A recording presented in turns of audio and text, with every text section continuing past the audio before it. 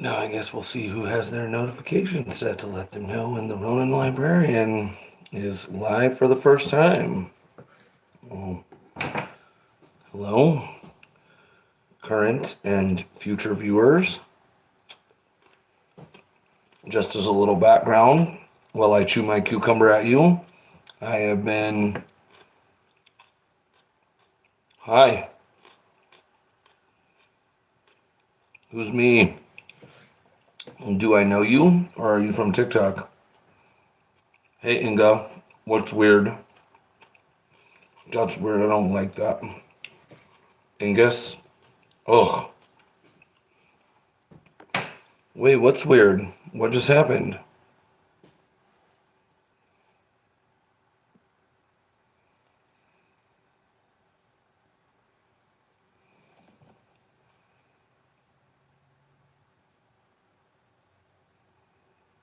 I know, I saw that. I saw it on my bonfire. You gotta change that. I was like, no. What a mundane, no. I vastly prefer the other thing. I don't know why it's not showing. I know, it's like some of the magic is gone now. I think you probably cannot spam the like button in here like you can in TikTok. I don't know anything about it. But yay, hey, there are people in here. How's everybody doing? I don't know. I don't think it's bad. I'm just, have my autistic attachment to it. Guys, talk. Don't leave my TikTok mod Ingus doing all the relating on their own. If you are new here, which I suspect not, I think this is probably mostly subscribers, but just in case, I am over here doing my very first YouTube live while cutting cucumbers because I keep getting banned on TikTok for talking about the Norfolk Southern disaster in East Palestine. I don't know anything about that. I've seen. Who are you, L? You clearly are somebody that subscribes, but people's names are not consistent across platforms. Who am I talking to? I know you got to be a subscriber. A couple people commented that Norfolk Southern is moving people. I know, Ingus. I gotcha. So yes, this person who I'm not positive, and it doesn't really matter, but I like to know who my people are. Some people have been commenting in videos that I made in the last couple of days that now they are getting told by the Norfolk Southern helpline.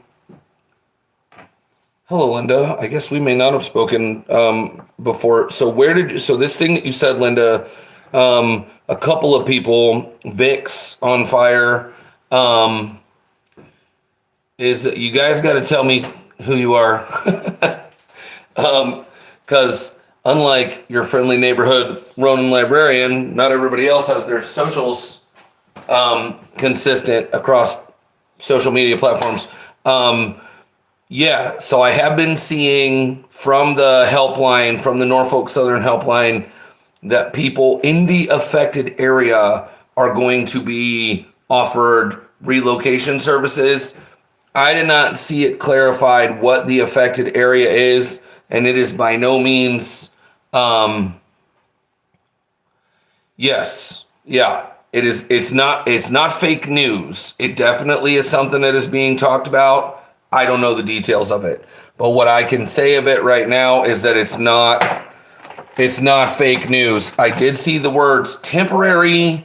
I didn't see anything super committal, and I do want to caution everybody to remember the context and the significance of everything that we've been told in this situation so far, right?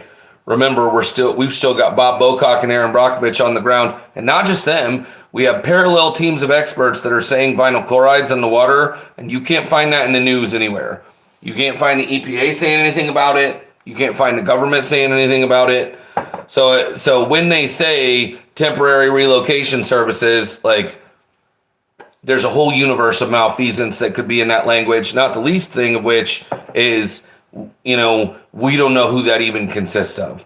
And when I talked to the one guy who, God, I wish his name, I wish I had gotten his name. Luke has his name, and I need to, that's Luke Glavin for anybody on YouTube. Go follow Luke Glavin on TikTok, Glavan. The dude, the retired OSHA guy that we talked to, said that and this is no surprise, right, that Norfolk Southern, there you go. See, don't you feel much better? Don't you feel like yourself?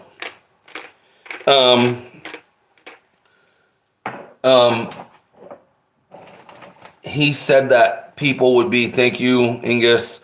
The retired OSHA guy that we talked to said that Norfolk Southern would titrate, right? Like they would try to relocate people only where they had to relocate people. Like when you see people talking about that in East Palestine United, I think we're, just an adult ought to understand that, like, they're definitely not going to run in there with checks and get everybody out of there. They're going to get only the people out that they have to get out. So I don't know what that means. I imagine I'm like, it's shocking how close neighborhoods are to those tracks. I keep saying, like, until you go to East Palestine, it's weird, at least for me. I can't speak for everybody, but there are so many things that you just assume. There's so much presumption as a media consumer, for me anyway. And you get there and you're like, wow, I did not expect these tracks to be right smack in neighborhoods. But they are definitely. Man, y'all hit that like button. I'm feeling dry on the likes.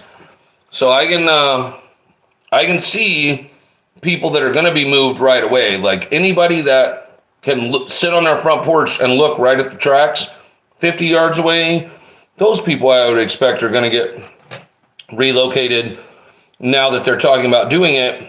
But I think that it's fascinating that we still have people on TikTok that shout thank you for the other like.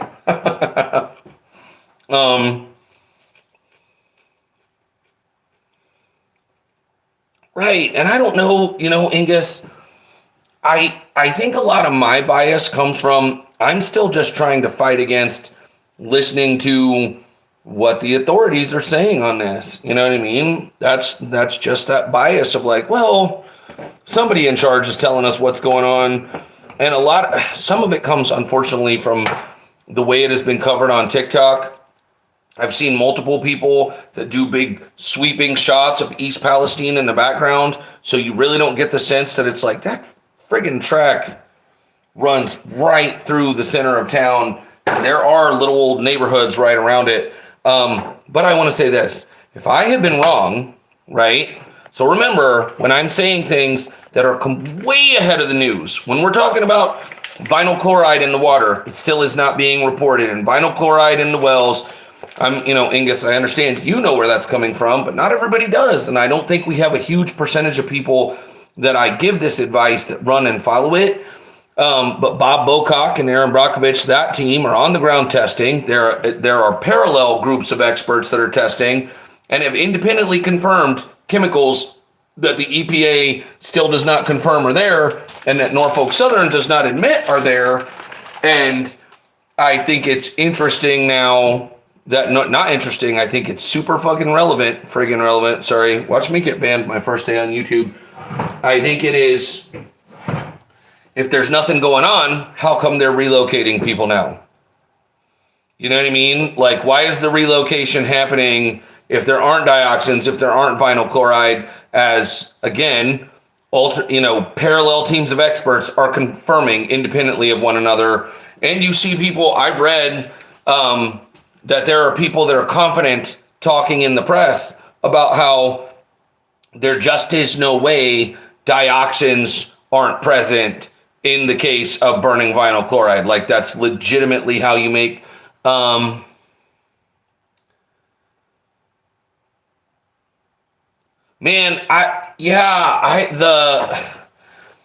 Blue MAGA NPC energy is wild.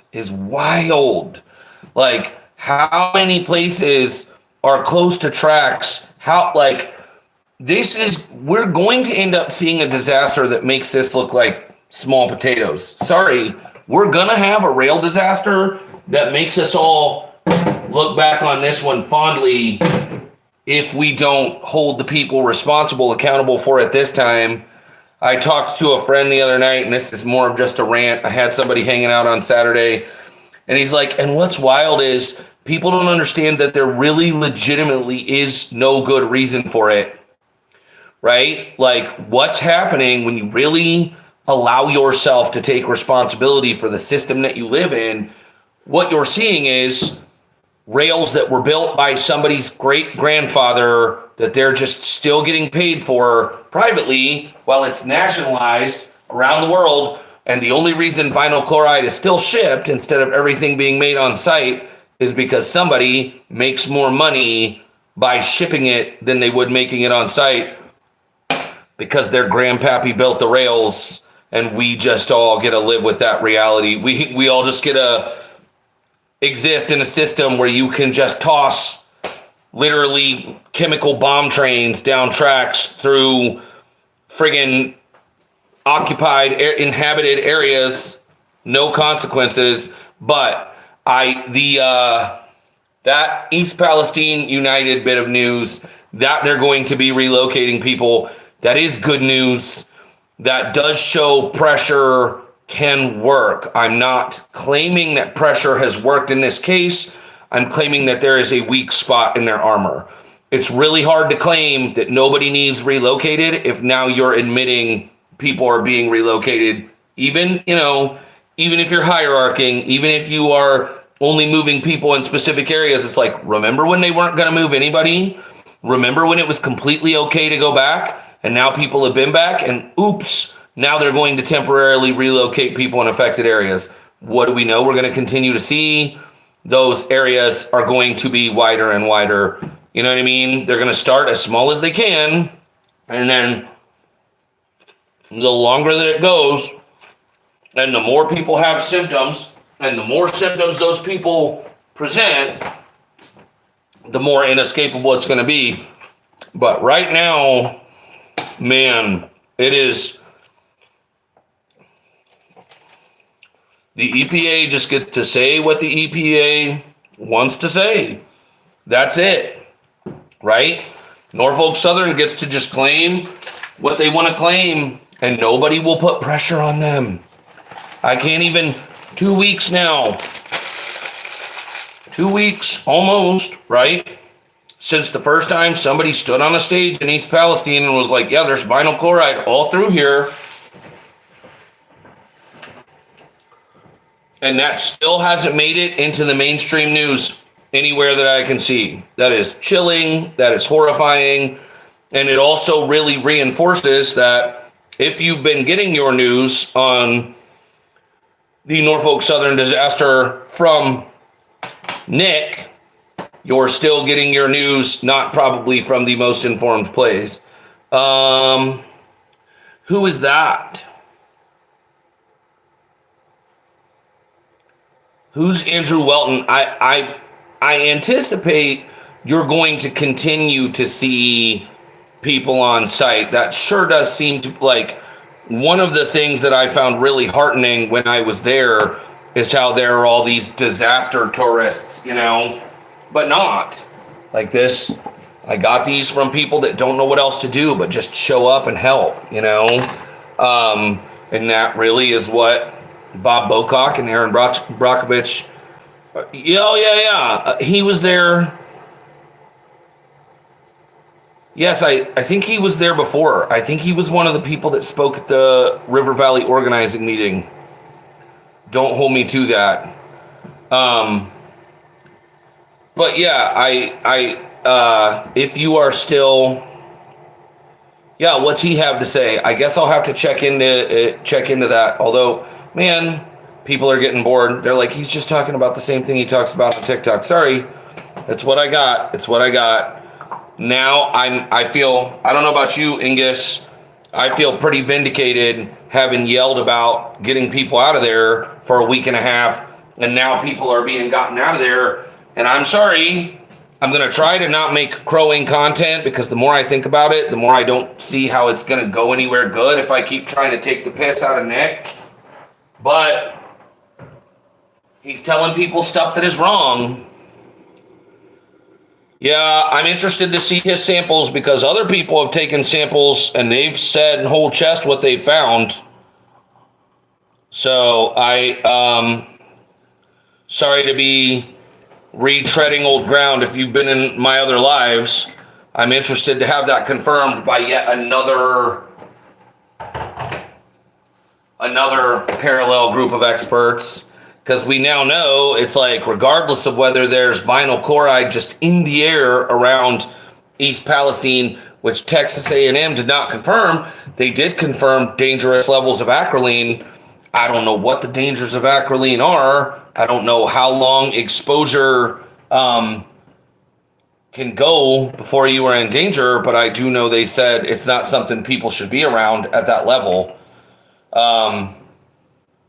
So we know that, like, if for no other reason than the acrolein, people should be gotten out of East Palestine, but we know it's not just the acrolein. But anyway, yeah. So I don't know. I'm feeling vindicated. I think what's going to end up happening is I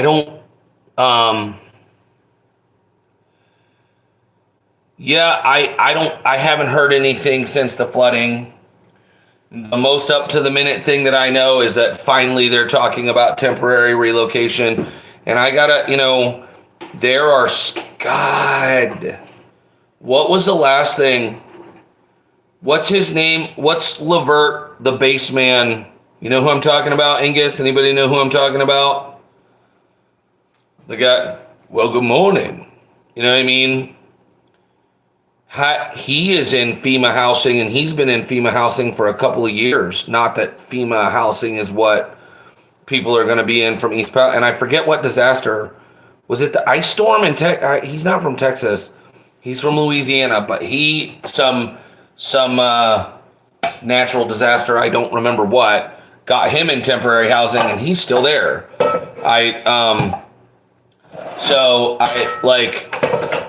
I think there are reasons that I personally am happy to see people getting. It wasn't Katrina. It wasn't Katrina. It was a more recent one than that. But there are still people that are displaced from Katrina.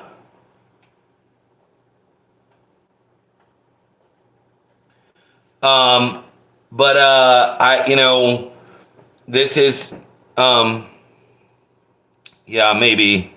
I don't remember. But I only say that to say, even if they now are relocating people, it definitely is not going to be everybody all at once. That is going to be a process. They're going to nickel and dime it as much as they can, and those people are going to be displaced for a long time. Like, any way you slice it, the fight for East Palestine, Bob Bocock hit the nail on the head, although he said if you stay or don't, either way, if they stay or if they go, their lives are never going to be the same after that derailment. Yeah, thank you. Because, he's still years later in temporary housing, in disaster relief housing. That's what we're going to see for the people of East Palestine. Nobody's going to do anything that they aren't legally made to do. That is the devil of capitalism.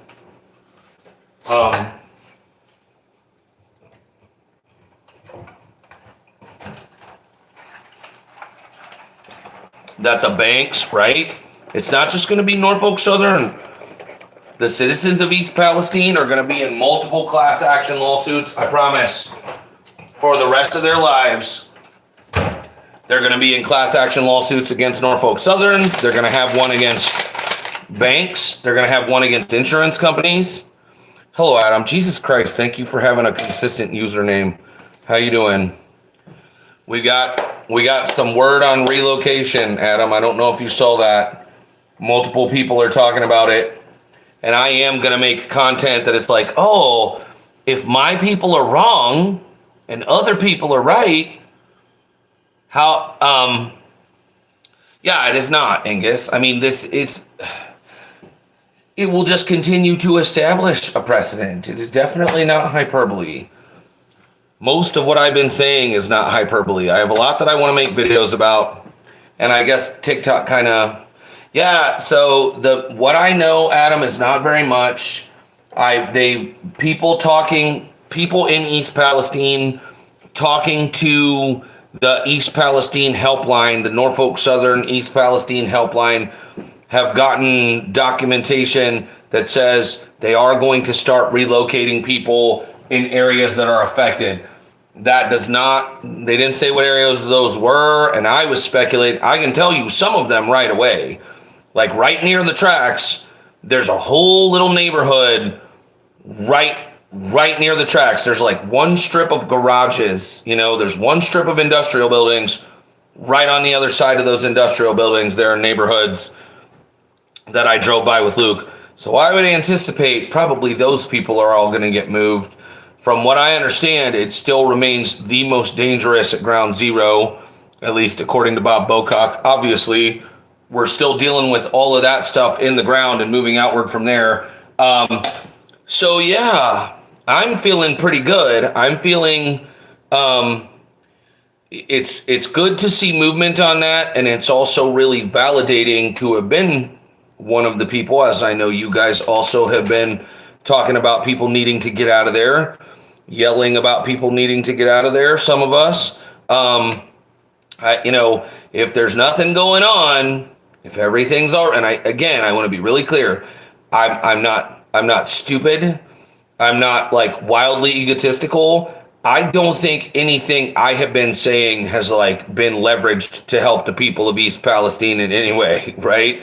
I mean, me and my like 45 odd thousand followers between two accounts, I'm not saying that I am excited like, oh, I've had something to do with this.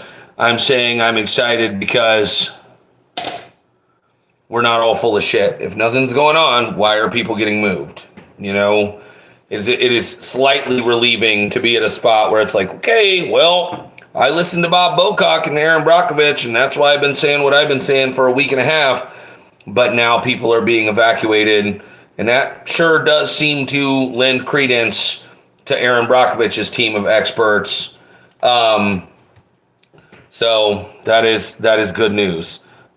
Small good news. Small good news. The best news would be, and I'm sorry I got to tell you guys, and I need to make content about this. My kid is who told me it would cost $5 billion to get them all out of there, and I listened to her because she is a math whiz. Well, evidently she got this one wrong. It would not cost $5 billion to get them all out of there. It would cost. I'm not blocked from making content on either account. I was blocked from making content on my main account. I'm now not blocked. I'm blocked from going live on my main account, and which I feel bad. It's weird, right? Like I have some of my oldest mutuals are messaging me like, I thought you got banned. Your main account is up. My main account is up.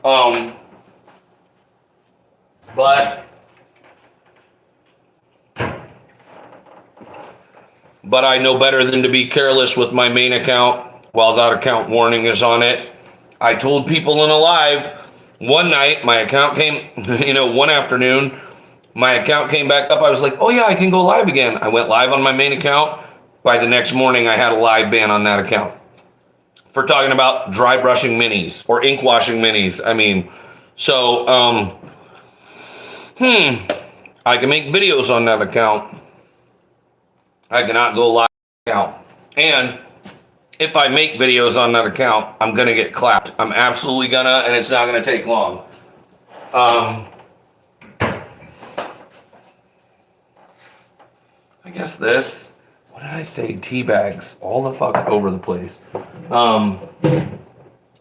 So anyway, I can't go live. That's why I'm over here. I still can post takes, But if I do it on my main account, that main account is going to get permabanned.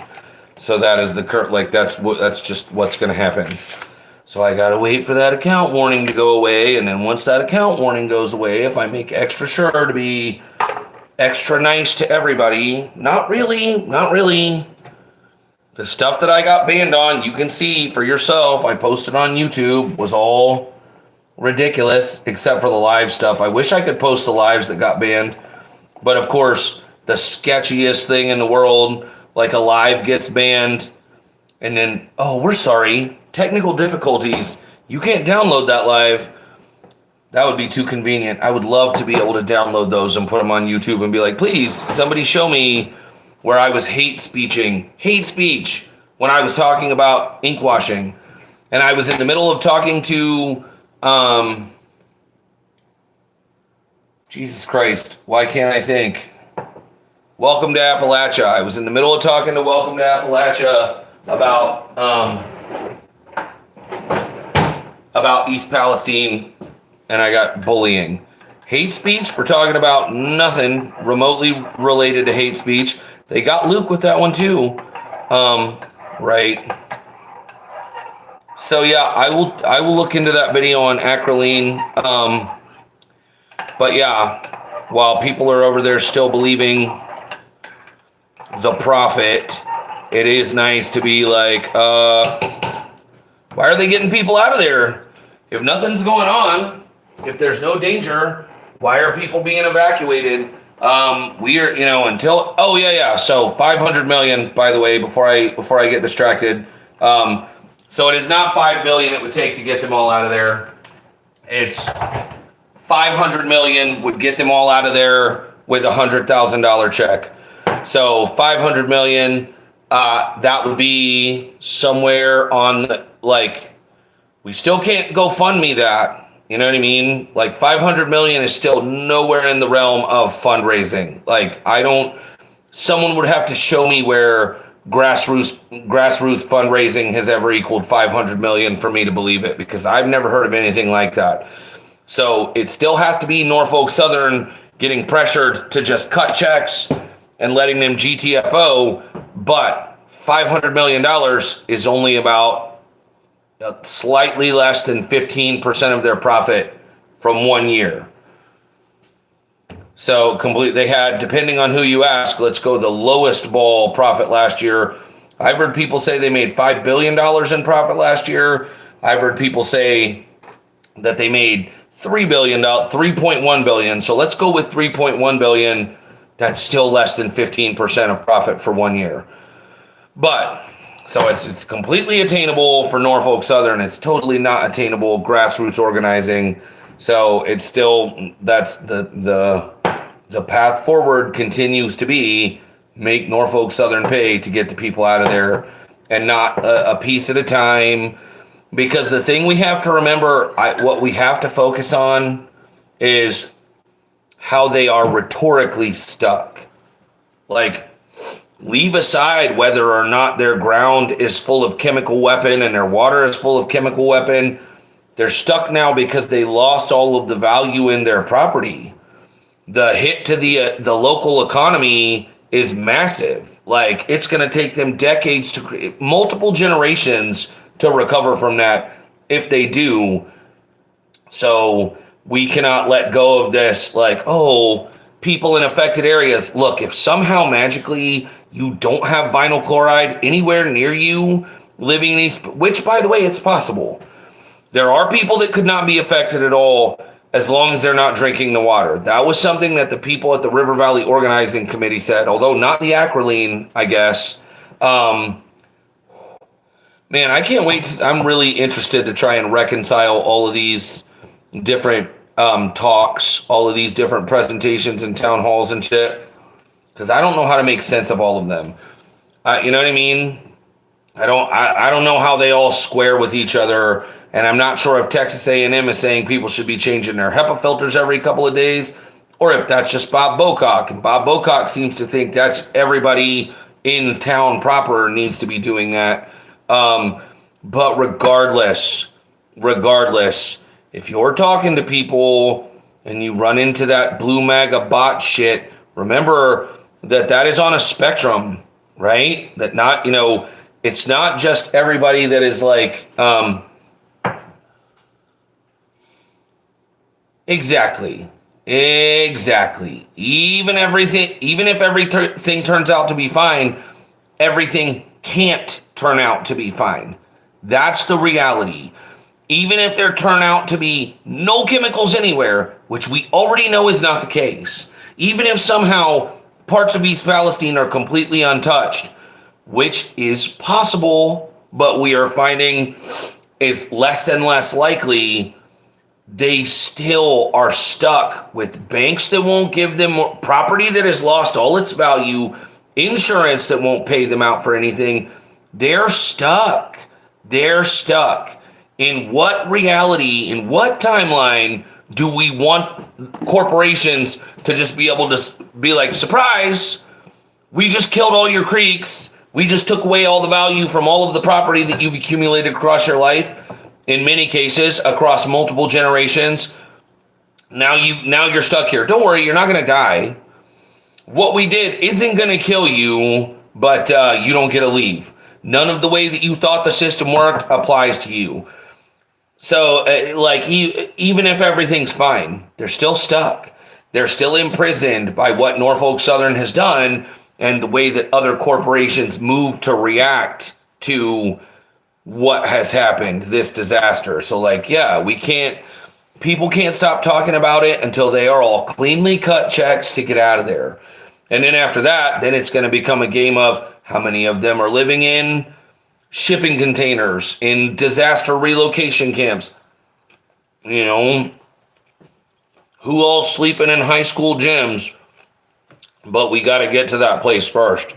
Their options have to be to leave safely if they want, not, to abandon everything and be houseless refugees and default on their mortgage and lose everything that they've ever saved for and worked for and all of that. So anyway, but it is good news, at least for people who have been talking about it, that they are getting the ball rolling on relocating people. I would say it's very bad news for what they're going to end up going public with about what is there. But they do everything they can. When we hear, from what I have seen, it will be a long time before they are forced to reconcile with what third-party experts are saying. Like, you would expect that people would just be able to test things and say, here we've got the test, we can prove where we took these samples from, here's what we found. Unfortunately, our system does not work that way. It's like, everybody believes, you watch movies and the villain goes on a big ranty confession, and then somebody's like, surprise, I had a recorder going in my pocket the whole time. And, unfortunately, the legal system does not work that way. It depends from state to state. Well, this citizen scientist thing where we can all go out and test water independently, whatever our level of expertise might be, and then present that to anybody. It's kind of the same thing, that it's like, you would think being able to have a smoking gun, like, here, I took this water from East Palestine, it's full of vinyl chloride, that would do something. But the EPA seems really motivated not to find things. I think they're going to have to prove in a court of law what things are present. I'm going to have to dig into that a little more. But like Texas A&M's testing, Bob Bocock's testing, all of those things, I think they may be able to might just be able to ignore that shit. I think they might seriously have to go before a judge and be like, this is what we found. If the EPA is not doing what the EPA is supposed to be doing, at least as we understand it, I think we're going to continue into this gaslighty thing as people that are talking about it, people in advocacy and activism we're just going to keep having to count on the experts like Bob Bocock, like this other name that I'm sorry I forget. Why can't I just get it to stay up? I don't want to hide all of it. Why can't I just get there we go. I'll just keep the chat up. So what was that name you said? Andrew Welton. Yeah, we'll have to wait and see. But you guys can tell me if that sounds wrong to you. I think that it's probably not. I don't think that we have a legal apparatus for just being like, hey, we found these things, and now you have to respond to the fact that we found these things. I think that all still has to go to court. So as long as the EPA doesn't say, oh man, that is a little tart. As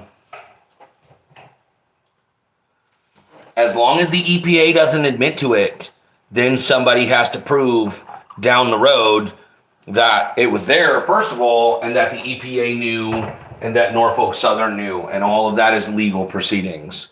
So I think we now are in space, have been for like a week and a half. I think we're going to stay in that gaslighty rhetorical zone where, you know, people that are advocating for the people of East Palestine are taking the word of the experts, and we're not going to get confirmation from the EPA or from Norfolk Southern until people present that shit in a court of law and we find out whether they get held, you know, whether they get found guilty, etc. I could be wrong. Somebody tell me if you think I'm incorrect. But here we are, people whose job it is to do this, that can prove what they, you know, that can prove their findings, have showed up in East Palestine saying, here's the deal. And it hasn't moved the needle of public perception at all. At all. Like the only traction that to me says what we're doing is actually important. Other people are talking about stuff. Oh my God, it's so frustrating. I was the first person to say stuff about the Eastern Hellbender. I can't find anybody that said anything about the Eastern Hellbender before I did. That's fine. That's not like a giant thing to, I'm not saying that to toot my own horn. I'm just saying there is this idea that Nick was first on everything and everybody on TikTok has just been quoting Nick this whole time. And it irked me. Like it bothered me. And I know that some of that was ego, but I was fine letting that be the case because it seemed like he was doing good work, and I'm going somewhere not grindy with this, I promise. But the reality was there were things that people were saying that they just assumed we were all quoting Nick. It doesn't show a link. Are you putting that in a separate comment? If I can bug you guys to comment these on videos on TikTok where I can find them, I'd really appreciate that.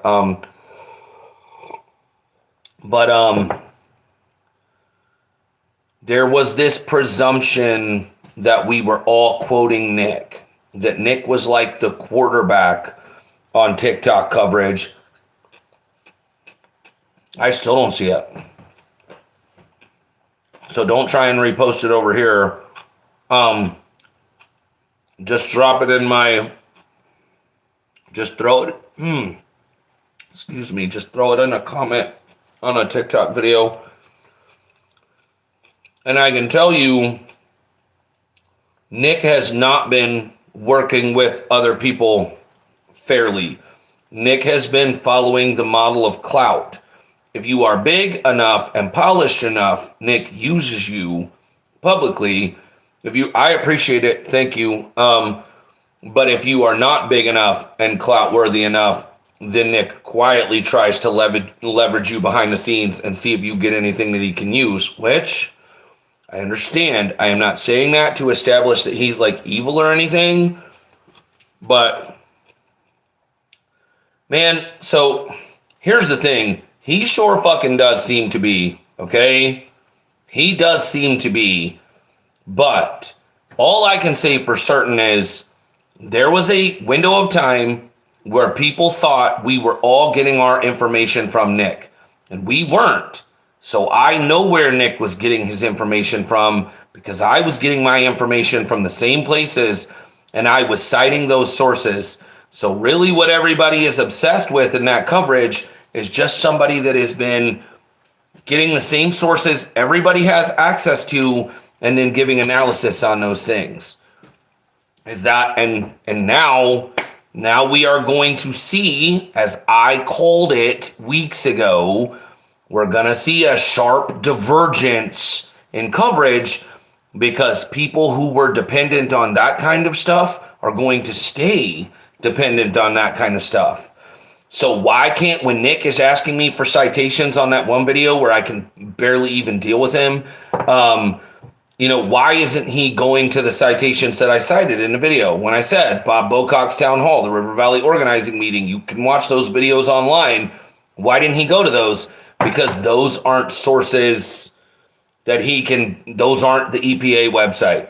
Those aren't mainstream media sources, because all he's been doing this whole time is just regurgitating mainstream things, regurgitating things that were available to the mainstream. And I think people really don't understand that. Like, nobody leaked anything to him. He didn't have any, super inside sources. He was reading shit off of EPA updates, and we're all going along with this like cover up thing. And I'm like, I think people weren't reporting because there wasn't anything to report on now, or then we didn't have the details that we needed to report on. And now that they're there, those voices are not getting out. They're not getting amplified, because everybody has to be in this game of like, no, I've got to find my own thing. I've got to have my own patch. I need to have my own clout in this story. And again, not Nick's fault. That's the way capitalism works. I got to have the thing that I'm saying so that my platform is not just copying what every other platform is saying. But that's not going to work in this case. That's not going to do anything to help anybody. So whether or not I want to say whole chest that he's a lying weasel, we're now at a spot where he is either going to have to decide to stick with doing what he's been doing this whole time, which has just been analyzing sources that we all have access to, or is he going to go with what experts on the ground are saying that don't support his narrative? Is there going to be and they just really don't. Like, I was talking to Lucy Lou Who behind the scene, one of my, if you know, you know. Like, if you're a real fan, you know Lucy is one of my... Man, I can't... When shit in my house beeps, and I don't know what the beep was, I'm just like... There's a vacuum cleaner. Vacuum cleaner that probably is full of dirt. Hold on one second.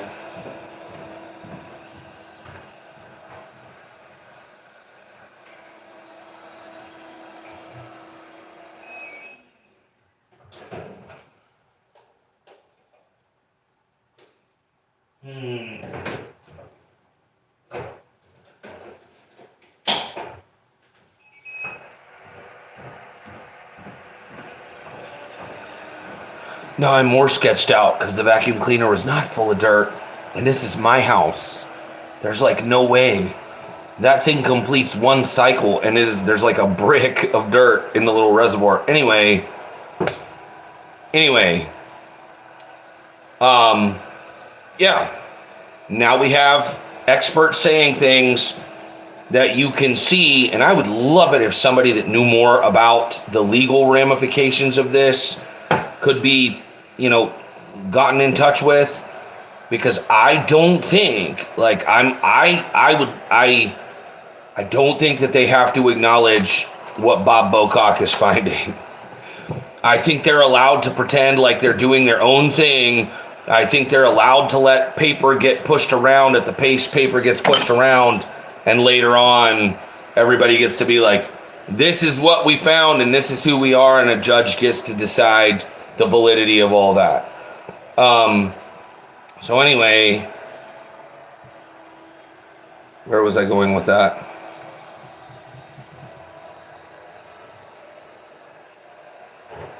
Thank you. I appreciate that. But yeah, he has to choose. It's gonna be. I'm telling you. Watch for him to pick up the thing about Aaron Brockovich being a terrorist. It'll be subtle. But he will say something that establishes that not all experts on the ground can be trusted the same way. So let's talk about, did you guys see that he's Josh Shapiro?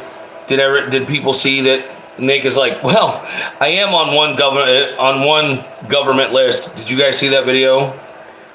I am, when he was clapping back at me. I don't know if you guys, like, not just at me, but I definitely was included. I promise you, in that video that he made, he was thinking of the Roman librarian consciously. And Ingus, you can back me up on this. Is there any doubt in your mind that when he made that smug video about Josh Shapiro, I was one of the people on the list that he was thinking about? Like, no question. I swear to God, I was so irritated by that video. Guys, I'm like, the naivety, this is why I think that he's, like, I keep trying to assert, he's not a piece of shit. I don't think that he's bought in the way that you think he's bought. I think he's just a hustler. I think he is just doing the capitalist thing and trying to carve out his, stake his claim, not realizing until, we got to the point where experts are disagreeing with what he's saying. He's not thinking that he could be doing any harm. As he understands it, as long as he's telling the truth, and if he happens to be telling the best and fastest truth, how could anybody have a problem with what he's doing? And we could see how he would think. That's the way that I would think, right? Right up until the spot where people on the ground, where environmental scientists and activists on the ground were like, hey man, here's what's going on. Then I would start to feel some insecurity about my position. But do you guys understand the implications of the Josh? Like, that shows his naivety. It just does. That he's like, Josh Shapiro, like, you guys understand that he's bought now, right? When he's like, people are like, the government has gotten to me. You understand he made the joke. I'm on, like, it's so naive. You can see, unfortunately, the immaturity that he's like, I guess I am on one government list, and you're just like, Bubba, that means they got to you. You're just an idiot. You just have the wrong idea of what got to you means. You expect that people are thinking they renditioned you, threw a bag over your head and tossed you in a van and hung you off the side of a building and were like, you got to say what we want you to say. And you just do not know how to read what you're looking at. They got to you. They emphatically got to you. It's that thing where you're like,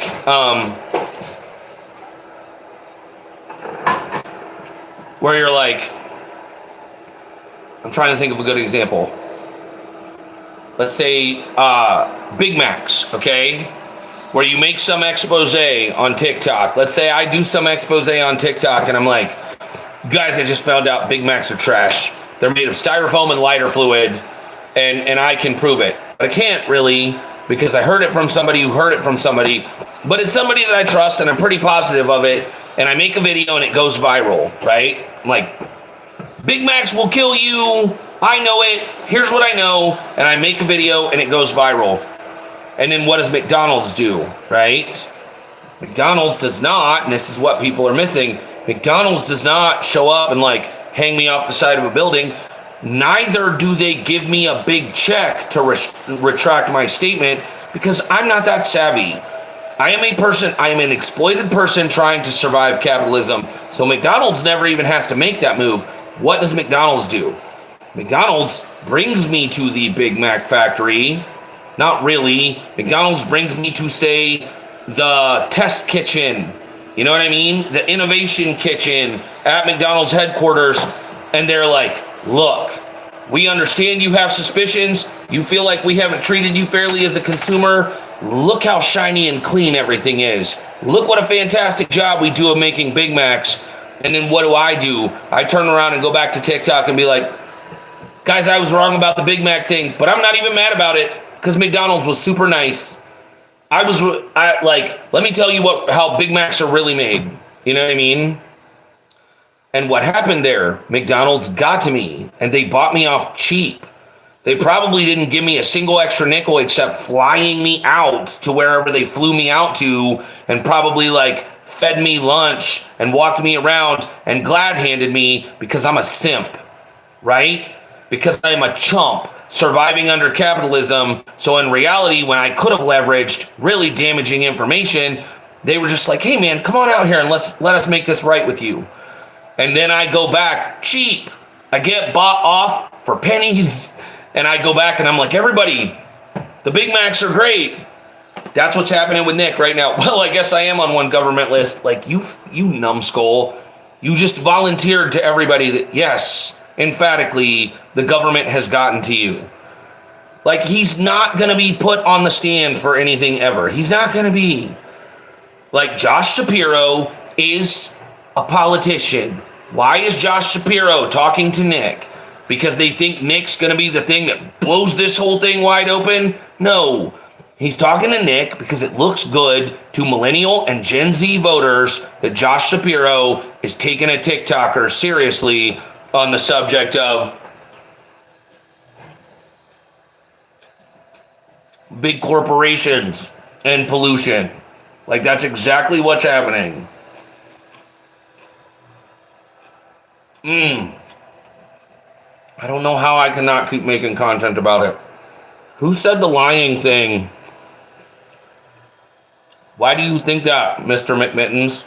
Who the fuck are you people? Y'all gotta establish. You're never gonna understand how many points Adam got with me just by showing up as Adam with the same username. My autistic appreciation for that, I cannot even overstate. Anyway, I don't know.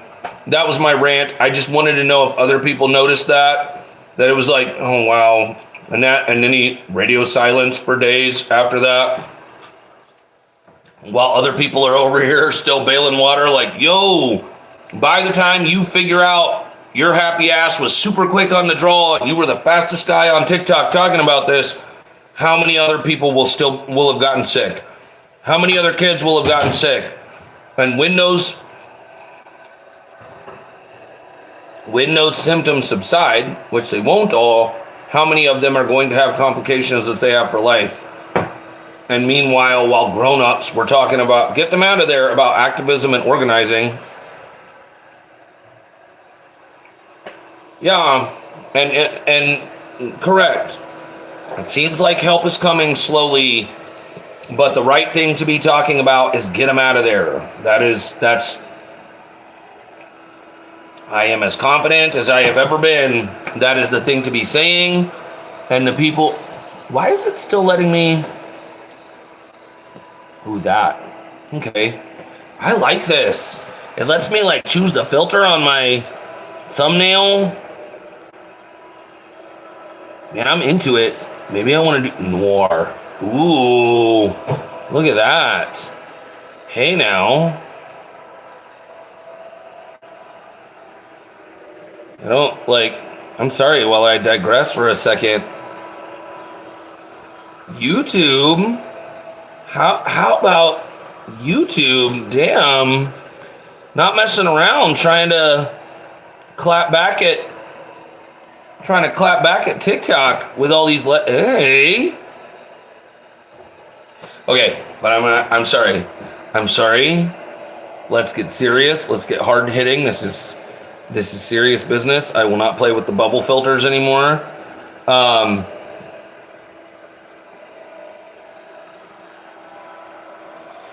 Yes, I miss the spamming of likes. I do like watching the red hearts, but I also like not having to tell people not to give me gifts.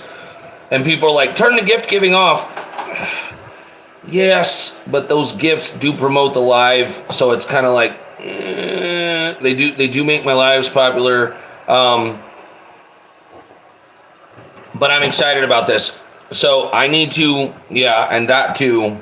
But I need to I need to get my following up over here. I'm only a quarter of the way to being able to do real lives. I'm only allowed to do preliminary lives. There are only allowed to be 25 people in here that are not my followers, and YouTube really won't promote me to people that are not my followers. So I really need to work on getting my 1,000 on YouTube so that I can just be done with TikTok. I'm so I'm over that platform. I've been over that platform, and it keeps sucking me back in. I'll make a video that'll get 50,000 fucking views. And you're like, but I do like this a lot. I like this live format way better than TikToks. But anyway, yeah. People not helping people in East Palestine. Yeah, and Emily, while you're here, if you're still here, that's what we're trying to do, is help the people of East Palestine, keep the pressure up to get them out of there.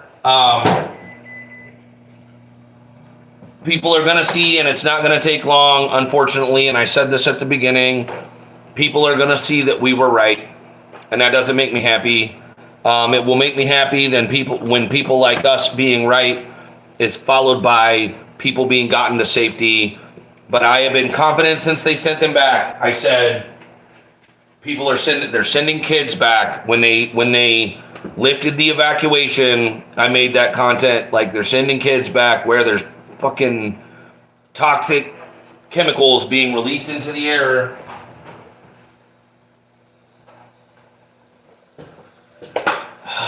And that is not going to be a thing to crow about when we find out that turned out that was the case, and we are finding out that was the case. Man, you guys, just think about the things that we talk about so casually, and it's like, how many grade schoolers right now, like significant exposure to dioxins.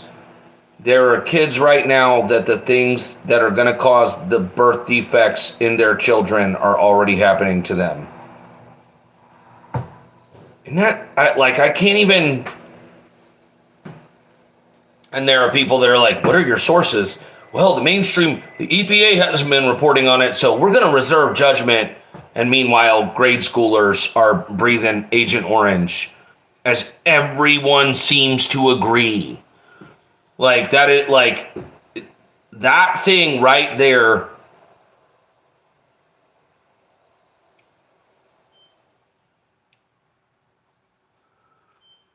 What do you mean? Oh, just like my lives, you mean? Like long videos like that? I need to go.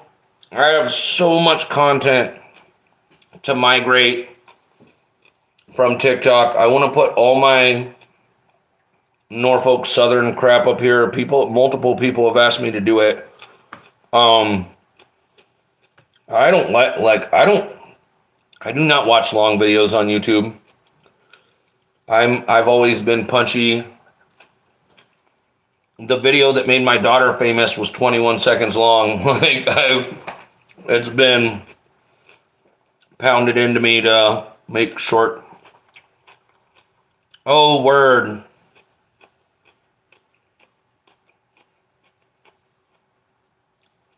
Is that what she's doing with those? Does she put those on some other platform? Interesting.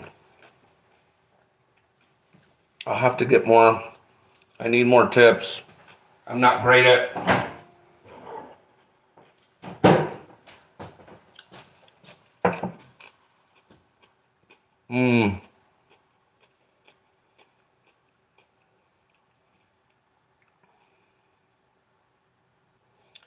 Wait, what's here, Ingus? You mean like Birdie does that here?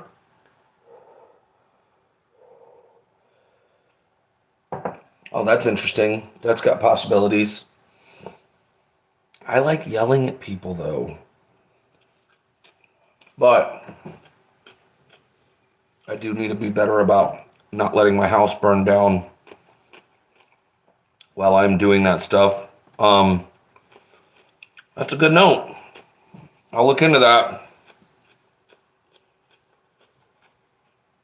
Yeah, it's funny. Like, I love Birdie. I don't check her out very often because I'm just too busy doing my own thing. I don't really watch much other content. But we love Birdie. Who doesn't love Birdie? I don't know, man. I'll tell you guys something, and I'm not trying to be a dick. I love Birdie. Birdie loves Nick. Other people love Nick. I'm bothered by the lack of discernment. I'm people over 100,000. People over 100,000. I've said with my entire chest since last June. Yeah, I can do that. But I still have not seen anything to suggest that people over 100,000 are not to be dealt with extreme caution. And I just have been going over and over in my head the things that Nick has said that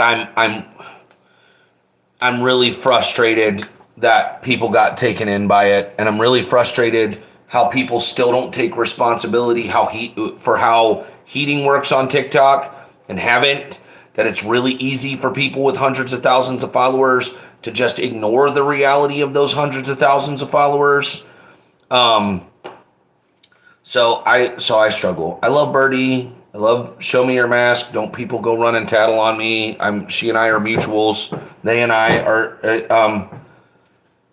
But yeah, I guess they can hurt you. Large creators can hurt you without even meaning to do it. It is like capitalism. And they, like rich people, I have had it reinforced to me over and over again. If you have a platform that is bigger than other people's platform, you believe that you deserve to have a platform your size, while they deserve to have a platform their size. I have not seen anything to suggest to me that people behave differently than that. I've had it reinforced to me that they do exactly as I'm saying. And that, like Nick Drum, sadly, exactly. They don't even have to mean to do it. But unfortunately, my experience has been they start to mean to do it. They start to feel vindicated. They start to feel validated in who they are. Birdie is they. Or are you just correcting? I think Birdie is they. Am I right about that? I know Birdie is ace and bi, but I don't want to be over here just blathering, or has been at points. I don't mean to be over here just like saying she irresponsibly, but I like, people do really, vibe on their large platform, and they don't realize that they do it. And yeah, thank you. I realized that. I saw the THAY. Unfortunately, people feel really validated by their large platform, and they don't feel the need to deconstruct that. Nobody even talks about deconstructing it. So there's this big glaring liability in your ethics, in your rhetoric, where it's like, oh, well, you've deconstructed race and gender and systemic inequality, or you work on your internalized misogyny, all of those things, but you still have this big obvious thing where you can't let go of how you are validated, how your worth is informed by this big massive thing over here, because it does do things for you. I get beanies, I get free t-shirts.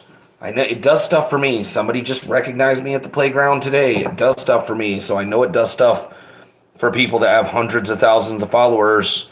So you're expecting at a certain point for people to be able to just, ignore the fact that it does stuff for them, just like rich people. So yes, I love Show Me Your Mask. How large activist creators rallied around Nick, especially on the video where the entire thesis of the video was I was first, I was first, I was first, trust me. And that was the thesis of the video. That concerns me. Somebody said something about on one of my videos at Leslie Run with Luke. Someone was like, look, you don't have to have a journalism degree. You have to just go do it. And I was like, wait a second. Like, pump the brakes. That is not the moral of the story. Like I've been telling people this whole time, I am not a journalist. I don't pretend to be. I am not reporting on things in a way that is unfair or in a way that is fair and unbiased. I'm trying to get out from in between people and information, and I'm trying to remove other barriers. I don't consider myself a journalist, and I think that's another way that people can get hurt. It doesn't seem like a big deal, like every citizen should just get out there and point a camera at things, but how many citizen journalists, Nick included, are talking about things that can be politicized, or talking about things that are already politicized that can be leveraged in ways that they don't understand? Which is why, if you hang around with me for long enough, you'll see people ask me questions and I'm like, Good old Ashley, smirk gently, doing her thing. Ingus, I don't know if you still see her stuff pop up on your page, but I do. Me and that gang are all still uneasy mutuals, pass each other in the hall. But made another video the other day just on a tear sermonizing about the stupidity of general strikes. Just a reminder. And on a tear about the stupidity of general strikes, and somebody who was on the outs with her, black bloc politics. I didn't.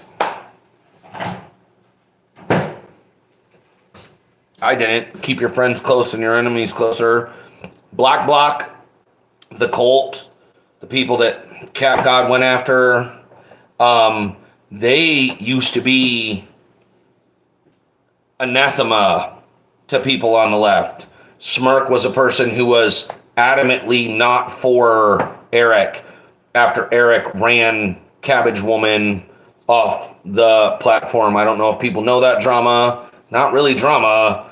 Like they seriously harangued and harassed a creator that was substantially larger than any of them until she just fled the platform because of threats of violence, people finding out who she was in real life.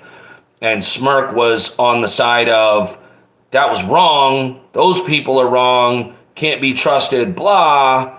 But now here we are, 8 months on from the big falling out that I had, 6 months on from the big falling out that I had with people, and now that group of people who run people off of the platform, now they're thick as thieves. They're the people who are commenting about theory while people are like, general strikes don't work. General strikes are privileged white people, blah. And it's like, man, you guys have no idea what you're doing. You're just sitting around talking theory as you understand it, and you're playing exactly the roles that are set for you, where people will ask me questions about general strikes, and it's like, I recognize that my rhetoric can be leveraged where general strikes are concerned. Just a reminder, people legit do not consider their actions in this digital space. They bring their stupid analog ethics and awareness and rhetoric, and it doesn't occur to them at all. This thing that I say might have consequences. I can't see how it would. So I'm just going to sit here and whine with these people that I didn't like 6 months ago because the island of misfit commies can all find each other when they piss everyone else off. Man, I might have some feelings. Hello, comrade. Anyway, well, I feel like this has been a success, this first YouTube Live.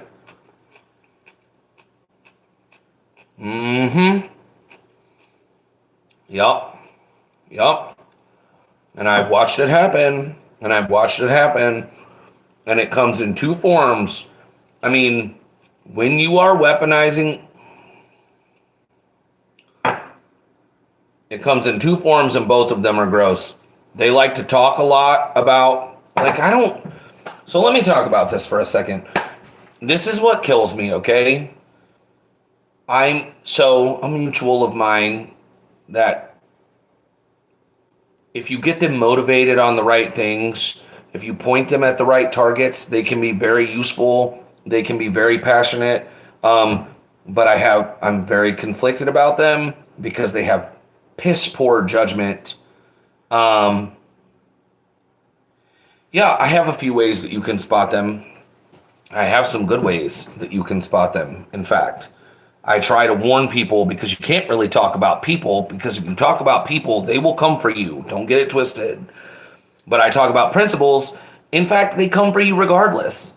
So I can tell you right now, there are Neuro and Neuro's people, let them find this YouTube. I don't care. There are people on TikTok, and whether you want to believe that they're feds or narcissists just in desperate need to be in control of something or get some kind of attention, whatever you want to believe that they are up to no good. And you can just watch the consequences of them being around play out for months and months and be one of the people that right at the beginning was like, this person is seriously not anybody's friend and you should really watch them, and still nobody will fucking listen to you. How to spot them. Okay. Do not let people be very wary of people that make physical calls to action. Okay. That is something to really watch out for. People that are really trying to importune you into places that are off of TikTok or off of the platform that you're on. If it is a public platform, fine. Like we're talking in YouTube, anybody could be in here. We talk on TikTok, anybody could be in there. People that are trying to get you to go off places and scheme in dark corners, you should be very wary of that. I have seen it and seen it and seen it and seen it. People who have larger platforms than you, people who make a big deal out of who their people are and what their team is on TikTok, that is also a big one to watch out for. I'm trying to think besides that,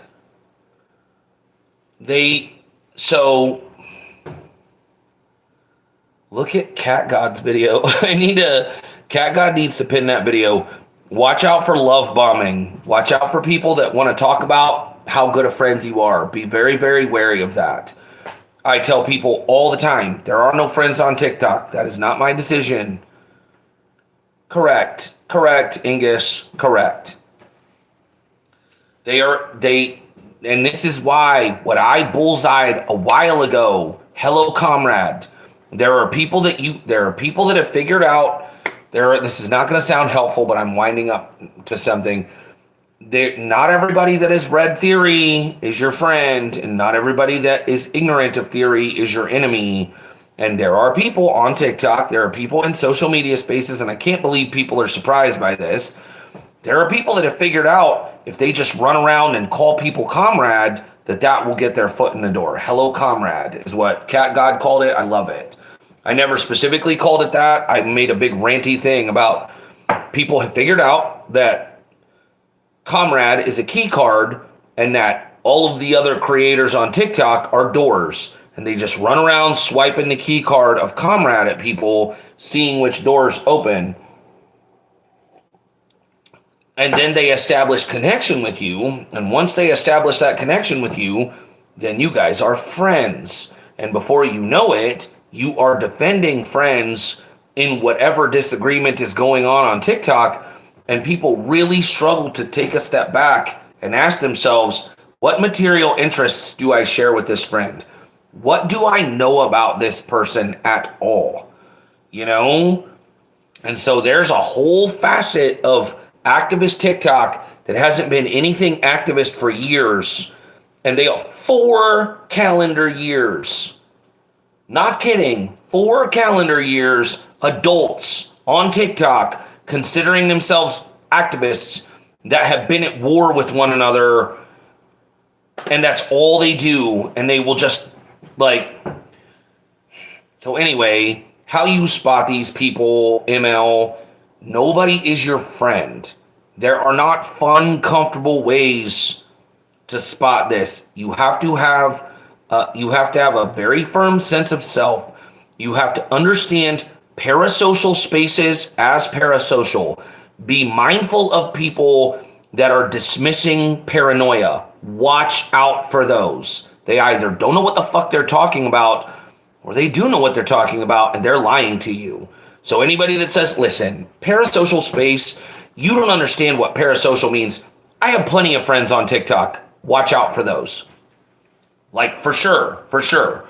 Watch out for people that lead with comrade. That's another one. Watch out for people that lean into identity politics. A lot of it comes down to keep people at arm's length. Understand that I am respecting you when I say I am not your friend and you're not mine. And it is almost impossible that we could ever be actual friends having met through this medium. That is not me being cynical. That is not me being a misanthrope. That is me understanding social media and information science. Like, start from the place of nobody here is my friend. They have just as much capacity to harm me as they do. In fact, more capacity to harm me. It takes far less effort to hurt somebody with TikTok than it does to help somebody with TikTok. Like, what is the name of that movie? There was a movie that Jake Gyllenhaal starred in that was a remake of a Swedish movie. And I forget the name of it, but it's fantastic. It is fantastic. It is perennial on Hulu. It's always on Hulu.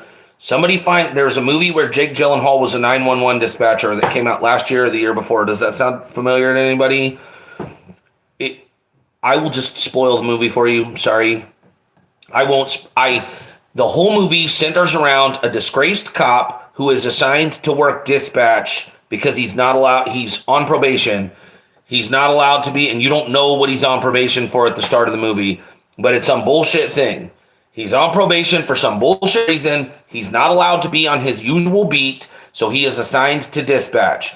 And in the process of being assigned dispatch, he tries to be his ordinary cop self, and he tries to be a hero to people on the other end of the phone, and he ends up causing massive harm. That's TikTok. That's TikTok. People that understand things and try to operate with what they think is responsible context, and they don't even have a good framework for what responsible context would be through this medium. So there are a lot of tells. People that try to establish that they're friends with you very quickly or at all. Like, it would take marriage counseling to be able to be a whole ass friendship with somebody off of TikTok. That's not an exaggeration. Like, you can't, in this internet pen pal age, we don't know how we value each other. We don't understand how other people value us, and we don't really understand how we value them. So unfortunately, like it or not, start from the place of dangerous things happen on TikTok when I don't take responsibility for the fact that we're all little micro TV show stars to each other, and that impacts whether we can be really friends. You know what I mean? It just really does. And people push back on that. It's very scary to accept that because, again, it feels cynical. It feels misanthropic. I'm here to tell you, I have seen only two kinds of people doing that on TikTok. People that exploit you intentionally, or people that end up exploiting you on accident.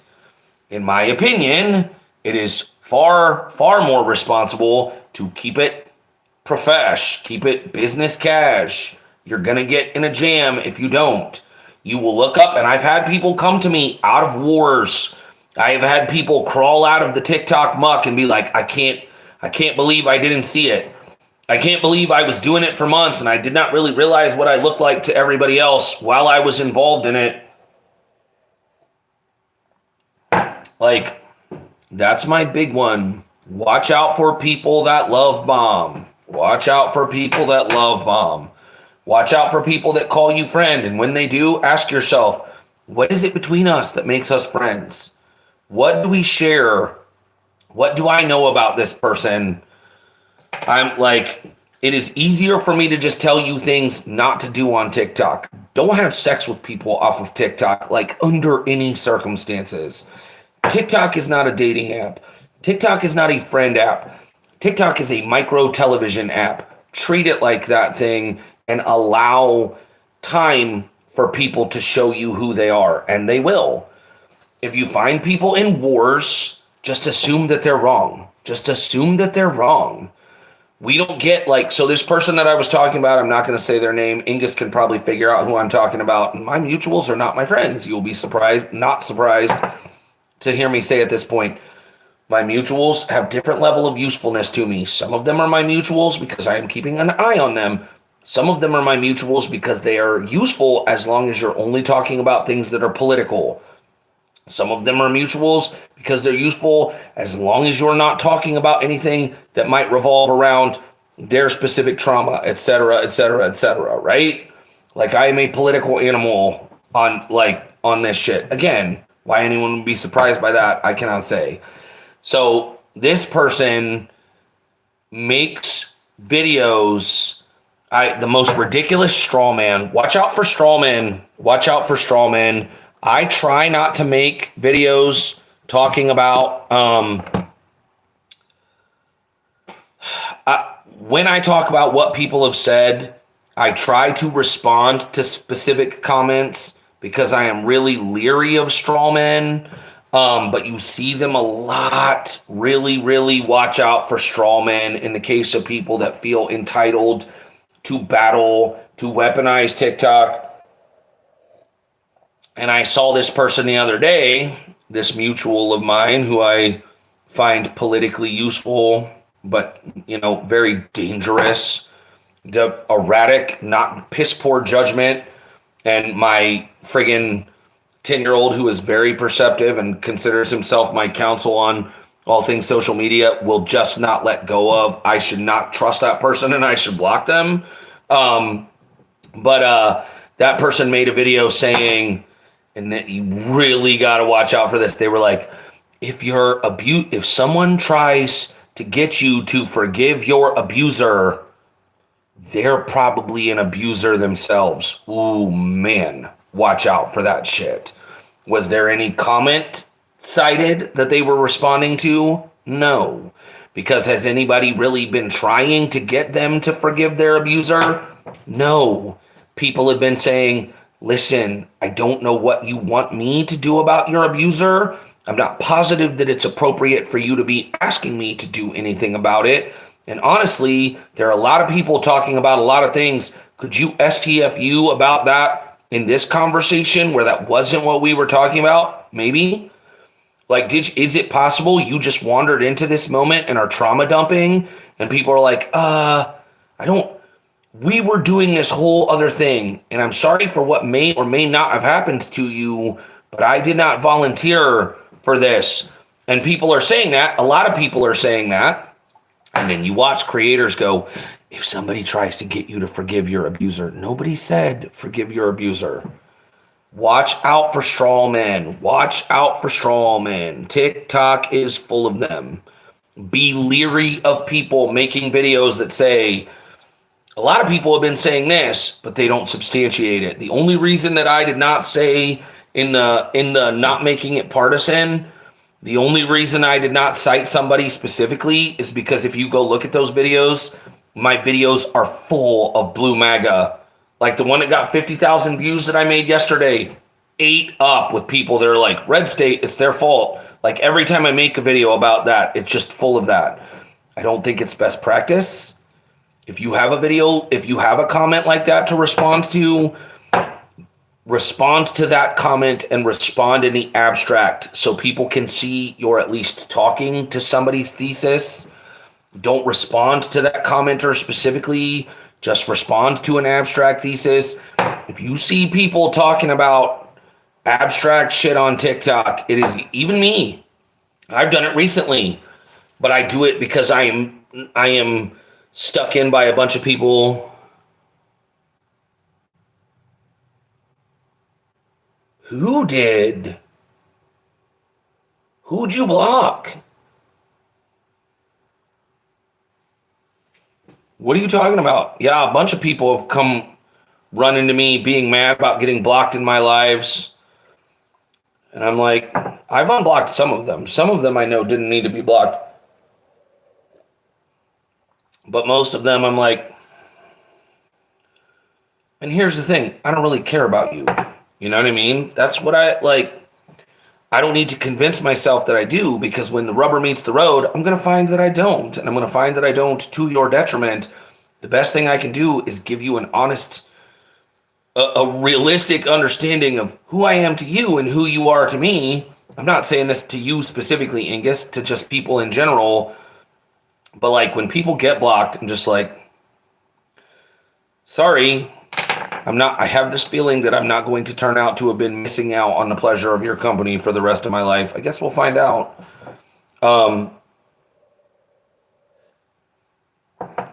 But really, sorry.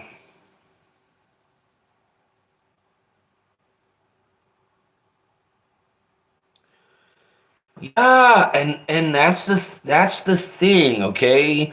You try to explain to people, it's like, all right, so let's take this, let's take abuser. I really don't like that word. Why are people using that word on TikTok? My abuser, my abuser. That's kind of an abstract word. What do you mean, your abuser? I'm like, you know what I mean? People don't just tend to say my abuser in the abstract, has been my experience. In fact, Angus, check me on this. Who I have seen say my abuser most is white women. Karens say my abuser. What people say when someone has done something to them tends to be, this person did this thing to me. If you have a horrible thing that someone did to you, there's a way that you can say where you don't have to blow up your spot in graphic detail. And my experience on TikTok has been, if you have that thing to say, you say that. Did that person assault you? People tend to say, this person physically assaulted me. This person beat me. This person assaulted me in a way that was worse than physical. When you just say, my nebulous abuser, I got all the side eye. I've been around this stupid app coming up on 2 years. If you're just saying abstract abuser, that's because you don't want me to dig into it too hard. And if I do dig into it too hard, you're going to flip out and go, people that tell you to forgive your abuser. Like, homie, nobody told you to forgive your abuser. What is the name of this person, Angus? Who stitched you? Is this somebody that's my problem? Like they can't cope. Jonah is they're nutballs. I keep saying the island of misfit commies on purpose because I watch them be nothing of the kind. They're little divas. TikTok is their place to cry. The world has oppressed them. They really do just give chronically online social justice warrior. They don't talk about social justice. They don't talk about anything that's going on. I haven't heard one of them say anything about this working class nightmare I've been talking about for a month. I haven't heard any of them say that. I've heard Jess talk about it, and the rest of that stupid ass clique, I haven't heard say anything about it. That's not who you're talking about, is it? Root Witch? That's who made the... Yes, I'm like... That they just don't understand. It's like TikTok is not yours to do with as you choose. Unfortunately, it is a public forum. And you don't treat it like a public forum. You treat it like your little playground, and when it's not under the control that you expect, you throw fits and you try to hurt people. Like you can't, and you try to put that in a context for people where you're like, honey, Fine. I believe that you were abused. Let's suppose that we were in a library. Would you think that it was appropriate to just walk into a library to a group of strangers and announce that you had been abused and announce the name of your abuser and expect to marshal that group of strangers into a mob to go after your abuser? No. Why do you feel that that's appropriate to do on TikTok? Oh, because these people are your friends, but they're not. They're still a group of strangers. And you want me not to know that. Somehow it's my responsibility to join you in ignorance or in maliciousness and just go along. Like, I don't, so that's the other, tossing out nuance, straw men, bleaching things of nuance. TikTok is terrible for that. Where again, that example, people who tell you to forgive your abuser are likely abusers themselves. Nobody told you that. Nobody said that to you. You just threw up that straw man. So now everybody who is not participating in your little fatwa, now they're all secret abusers. When you're literally like, Ingus, your example, where you're just like, I'm sorry, I don't know you. This is not what we were talking about. I was talking about something else. Somebody got my live banned so that I would then talk to them on the phone to explain myself when I wasn't talking about them. I was having a conversation. I was not talking to this person or about this person. Someone ran into my live, ran to tattle on me. They got that live banned so that I then would, Neuro and Kana. Yes, whole chest. They can kiss my ass. Yeah. Yup, I was talking about call out culture on TikTok, call out culture on social media, that people think they can call it restorative justice or revolutionary justice, that they split hairs. They're like, it's not call out content because this value judgment. It's not accountability content because this arbitrary value I have assigned to it. Yeah, Adam. And my position is,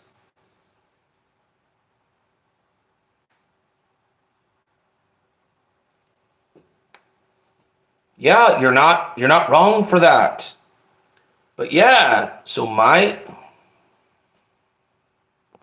hold on. Sorry, I had to text.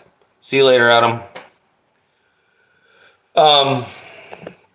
So anyway, yeah, just because people can watch this later and leave it run, and I guess that's good for views. Unfortunately, yeah, thanks for hanging out, dude. You can't really use social media, like call out content is call out content. I don't know what else to say. I say that whole chest. So ML, who I'm sorry, I forget your actual name. Again, my position is not a fun and easy one. When you're asking who to watch out for on TikTok, how to avoid drama and crisis on TikTok, unfortunately, I have some really unflinching, black and white, grown-up boundaries. You can use social media for some things and you can't for others. And we have had this reinforced over and over. There are reams and reams and reams of data that social media crusades are about as bad as all of the other crusades. Like, using social media to go after someone always has consequences, whether people intend them or not, for people besides just the abuser. So my position, just so everybody is clear, so before you think the thing to do is come get the Ronin librarian in your mob to go after this terrible person, I will not be going after that terrible person with you. If you insist on engaging me in talking about it, What I will say to you is, don't have sex with people you met on TikTok. Don't let people pull you off into dark corners. Watch out for people that insist they are your friend. Watch out for people that love bomb you. Don't let people engage you in calls to action that involve your doing something in the real world or you being leveraged at another creator. Do not make call out content. You do not know what you're doing when you use your platform or you let someone else use your platform to digitally police somebody. It is never a good idea. I'm sorry.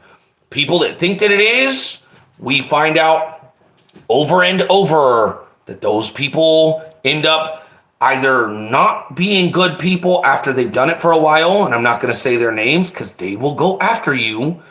Large accountability creators, they go, or they were that way to begin with, where they get paranoid and they just get piles and piles of anonymous accounts and they police everybody that disagrees with them because they've got to maintain this homeostasis of like my way or the highway. And you see that with smaller people that engage in accountability. Before you know it, they start on this path of this person has done a bad thing. I'm going to use TikTok to go after them. Before you know it, they've got 5 accounts. They've got a way to get around being blocked. Why do they have a way to get around being blocked? Because people keep blocking them. Well, why? Why are all these people blocking you in bad faith? Is it possible that all these people are not blocking you in bad faith? They don't all just hate you and they want to sacrifice you to the mercy of your abuser. Maybe you're pissing a lot of people off and you're getting blocked. So all of that comes to this situation that I got. People tried to rope me into, and right away I said, you can't, it's a bummer. People want to call it victim blaming. Social media is the way that social media is. So if you're going to try to be an activist in social media, you've got to try to have responsibility for yourself the same way that activists in real life have to have responsibility for themselves. If you bring your Karen behind to the front line of a protest and you don't bring water and you don't bring sunscreen and you don't bring a way to feed yourself and you don't know what you're doing there, but you expect other people are going to take care of you, you are just a liability to typically Black, brown, and indigenous people that are at protests. And most experienced activists and protesters understand this. And you don't hear people saying, when I'm like, you got to handle all these things and keep your mouth shut. Don't show your this colored self up to the first ever protest you've been to and bring a megaphone and expect that you're going to participate in any kind of leadership. Karens get people hurt. I say that. Nobody thinks that is victim blaming. That's just prudence, right? That's just discernment, right? But on TikTok, you say to somebody, listen, I don't know how to help you get justice after you have been hurt. I can just try and give you some ways to avoid being hurt. Understand what this platform is. Understand what people can do to you with this platform. Don't give them the opportunity. And when I say that, people are going to be like, ooh, victim blaming. Well, I can't help you with your hunt for justice because you don't get justice this way. You just really can't. So anyway, all of that having been said, about in September, right at the end of August, beginning of September, drama popped off where somebody was being abused. And people tried to rope me into talking about it, and I did. And I said the things that I just said there. And very quickly, it became apparent that somebody in the situation was acting in bad faith. And I tried to talk to people about it privately, like, guys, it's quite clear you should not trust this person. They're in contact, it seems very obvious, with another person who stabbed a bunch of people in the back and abused a bunch of people earlier in the year on TikTok. You probably should give that person a wide berth. And people got entirely in their feelings. And when they did, I was like, fine, I will just do what I do, and I will have lives, and I won't name names. I will just talk about the principles. I will not talk about the personalities. That way I can just protect people like ML. I can help them protect themselves and say, these are the things that you should watch out for. This is why you should not engage in accountability content and why you should not let other people engage you in accountability content. You do not understand the consequences, but there are always consequences, whether they're for you or somebody close to you or not. So I'm having this conversation in a live, and there were only like 12 people in there. I don't remember who all was. I know Big Oof was, Ingus. That sticks out because I was literally in the middle of talking, like having a dialogue with Oof. And I'm in the middle of saying something, and somebody literally pops in and is like, I can't believe you're talking about this. And I was like, what? I'm allowed to talk about whatever I want. I'm not gossiping about you. I'm explaining from my bailiwick as an information professional what I think about this particular kind of content, why I think it's dangerous, why I think it is ultimately a net bad, and there is no moral judgment you can make that makes it work out ultimately.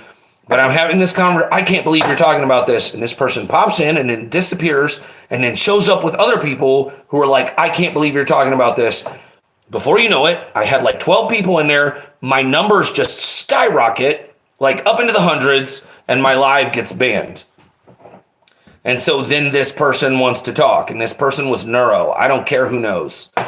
If you don't know that Neuro, banana, but make it MD, Neuro, My Neurochemical Romance, Neuro the Revenge 4 has been through like 6 different accounts since September.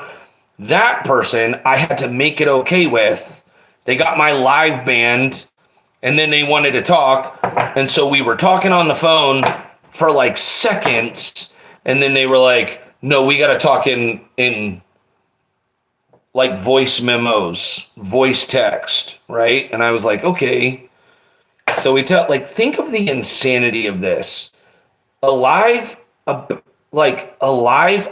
accountability content, and someone comes sprinting into my live to say, I'm not allowed to talk about accountability content because they like what they're using accountability content for. So I can't talk about that because some people use accountability content correctly. That's not true. Nobody does. It's a net bad. And then I find myself sending voice texts to a stranger because I got my live canceled and I have to make peace with this person because I got live banned, and I've got to be diplomatic with this crew of social justice nutballs who I don't know from and who I wasn't doing anything to. And that happened twice on both accounts. And the second account, Root Witch, was in there like talking in a little window. So in case anybody was, when I say Jess or Root Witch, and I didn't say specifically earlier, in that live, the same thing happened. I was talking about accountability content and the consequences of accountability content. And somebody said, you don't know. Someone said, so you think it's okay that somebody abused me? And I said, it doesn't matter what I think, because it doesn't. And the response to that was, it doesn't matter that I was abused. And that's the whole thing that they do. Did I say that it doesn't matter that you were abused? No, I didn't. I said, it doesn't matter what I think, because I'm not the arbiter of any kind of justice for you. I am not any kind of authority. I don't know you. Yeah. And here's the thing, and this is what I've tried to tell people, Emily. I've told this story. Poor Angus has heard versions of this story probably like 1,700 times at this point. But as long as the ticker is going and people are in here, I can make this thing public. You really cannot. There's no good reason to. And people that it's like, how do you know that you can trust me? First of all, you don't. And you will find that I frequently tell you not to. You know what I mean? But that's a pretty good barometer that you can. Because I'm not asking you to trust me with anything. Don't take my word for it. Fact check me. I am not your friend, and I'm never going to claim to be. And if you suddenly find me claiming to be your friend, well, I've just given you the hack to know when to give me mad side eye, right? So there are bad. I can tell you a list of people to have nothing to do with, but this is the thing, guys. Just understand, you can't, like, Karening on TikTok doesn't work. You just hurt people. And there are people that band together around their entitlement to Karen on TikTok because they don't get to do it in real life. And it's sad because in most cases, I don't really believe in good people or bad people, but in most cases, they're in good faith, I believe. And they just have shitty judgment. I've learned two kinds of people I've seen. Not two. If we just want to put it all under the umbrella of neurodivergent people can whip up cults without meaning to. I know this because I'm that kind of person. You can just have a group of people that hang on your every word and you don't really know how they got there. I have friends who have schizophrenia who are very prone to this problem. I have friends who are autistic and friends who are ADHD or both that are all prone to this. That it's like, well, everybody's listening to me. I'm not sure why, but here we are.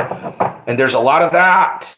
And those people, unfortunately, may be very smart people, but because the system just does not run on who is smart people, you have people that are stay-at-home moms, that are grocery baggers, that are service industry, that are retail workers, that are very smart, that are very red, but they're very smart and very red in things that have not advanced them in our culture because our culture sucks.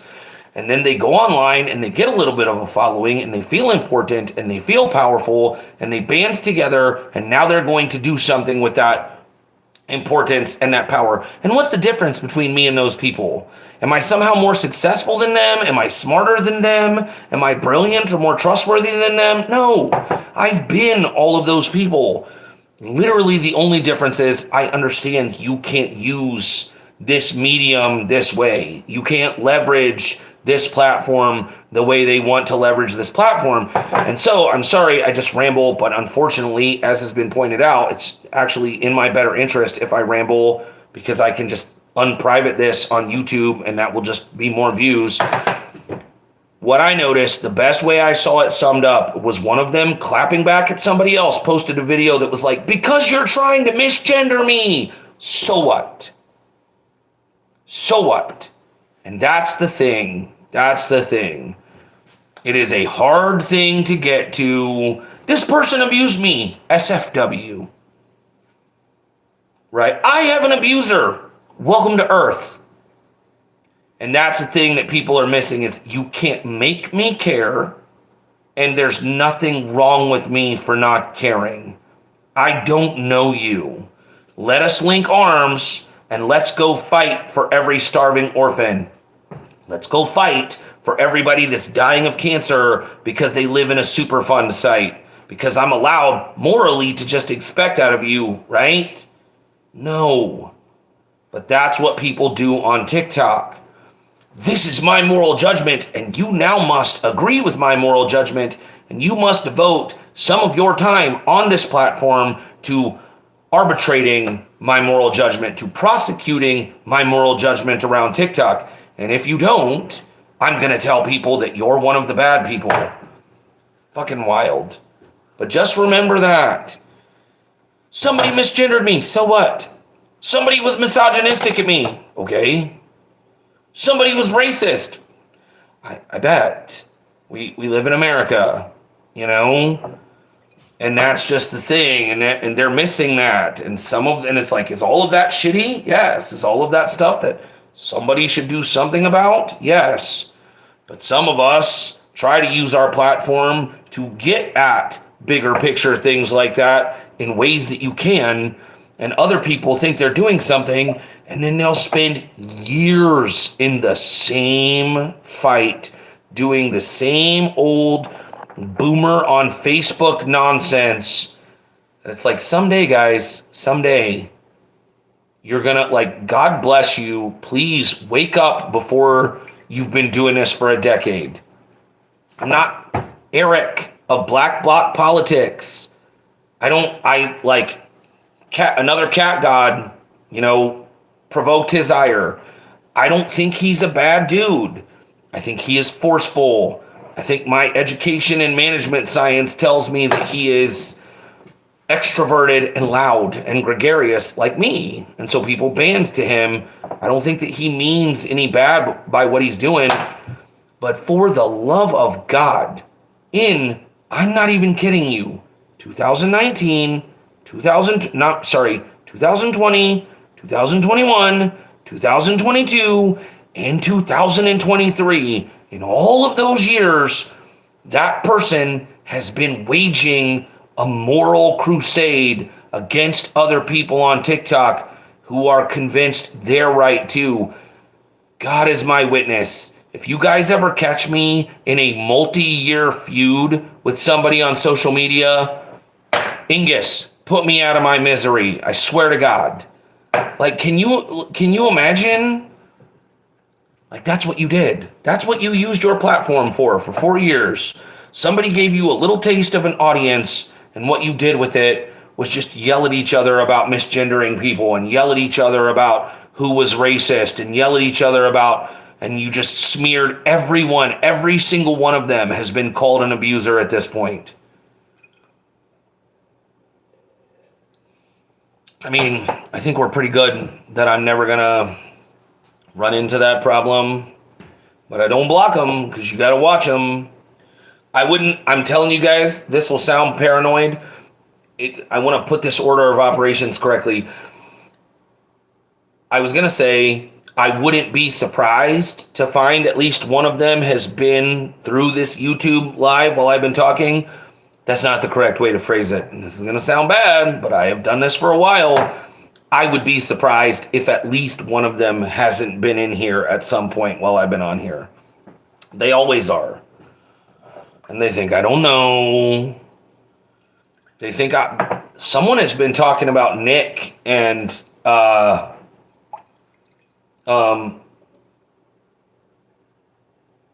anonymous accounts. Have you seen any of that, Ingus? Because I have had an interesting troll. I have had a person across both accounts that is really dedicated, and it's user string of numbers. Good old user string of numbers, like the TikTok version of Florida Man, right? But the trolling has been really interesting. It's been very black and white. This person has bad data. This person is spreading misinformation. I don't have bad data, and I'm not spreading misinformation, but it's just been really, it's been professional. It's been well-spoken. It's been one person repeating this across videos the entire time, even videos that I'm citing my sources. And then somebody in one of my videos said, oh yeah, people have been catching him getting offended and anonymous accounting at people. And I'm just like, man, I never should have tagged him and stuff. I don't know if that's going on at all. Like, I literally have no good reason to believe that other than good old user string of numbers tends to troll way harder than that. People don't tend to hide behind super anonymous accounts to come in and be like, pardon me, sir, but that is some misinformation. You know what I mean? Usually people that are behind an anonymous account come in and say significantly more rowdy things. So I don't know. But anyway, yeah, I don't know how I can, like,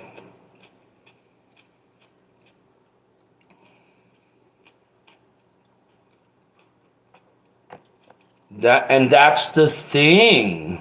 That's the thing. They all do this, ML. The people that are still caught in this neurodrama, and they don't see any problem with it. They'll block you, and then they'll make multiple anonymous accounts so they can keep tabs on you when you've blocked them back.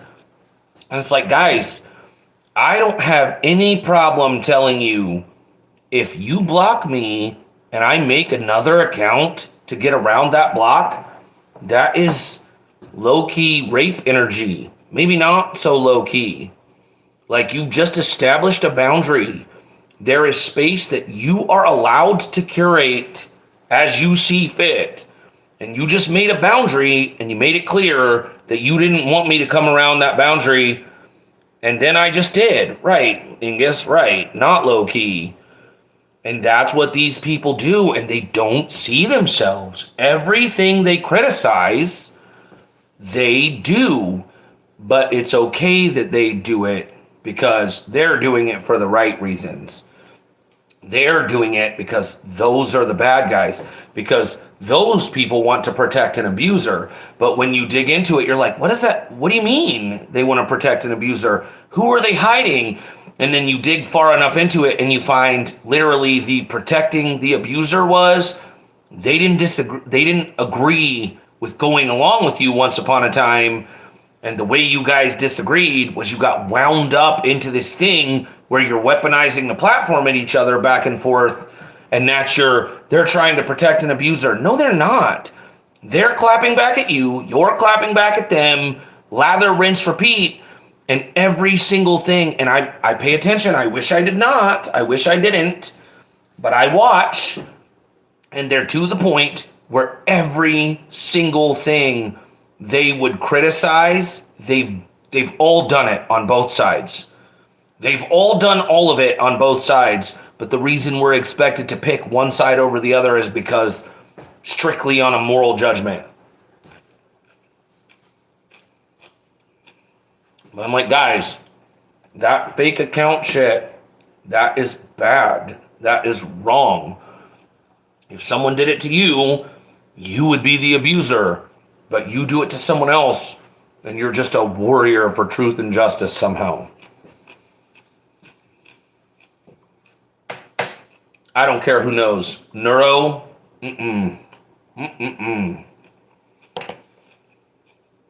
That kid, nothing will ever happen that will make me be like, oh, I had that wrong. Oh, it was a misunderstanding. Not Kana either. Don't care. Like, I know, like, I've watched people.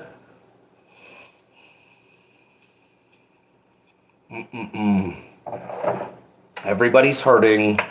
Everybody's trying to survive this stupidity. Hold on one sec.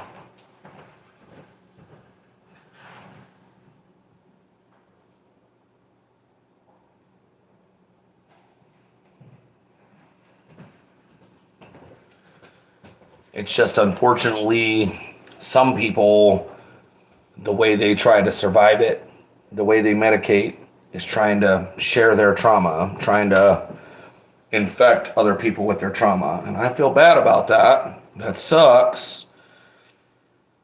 But what am I going to do? Fight the system, try and change it so more people like you are not created, you know? But they, like, ML, seriously, they will lie about you. They will accuse you of terrible things. Don't make friends. Don't make friends. Sounds cynical and jaded. Probably don't make TikToks, honestly. No, I don't believe, I mean, there is definitely a place for TikToks. If you don't want to be doing harm by attempting social justice with TikToks, you better be real sure of yourself. You have to understand what you can do and what you cannot do. You have to understand what you should and should not do. Like, book lists. That's good TikTok. Cute animal videos. That's good TikTok. TV, media reviews. Great. And activism and advocacy and awareness. TikTok can be great for those things too. But mind, who is doing that. What they're really doing. What do you see as the fruit that the tree of their platform bears? Do you see them constantly just going after other people? Are they in a fight? Do you know the names of more than one person they're in a fight with? Stay the fuck away from them. There you go, ML. If you see them fighting with people publicly, stay away. Huge red flag. Those people will friend you hard. Avoid them. Like, that's the big dirty of TikTok. People think they get Ingus. There are people that you don't realize that think they are clear of this nonsense. Nobody has a problem with, for instance, Commie Trucker, right? Is that a good one? Is that a good example, Ingus, of somebody who typically you don't really hear anybody talk shit about Commie Trucker, right? The dear departed Commie Trucker, old man Commie. At least not that I've seen. Commie Trucker is not in drama, right? Oh yeah, he was a communist creator that had something like, between 50 and 60,000 followers before he got banned. And he just seemed to get banned out of nowhere. But he was in with that crowd. He was one of the original stakeholders in that same black bloc politics group that has been fighting now since 2020. How about Eddie Liger Smith? Midwestern Marks.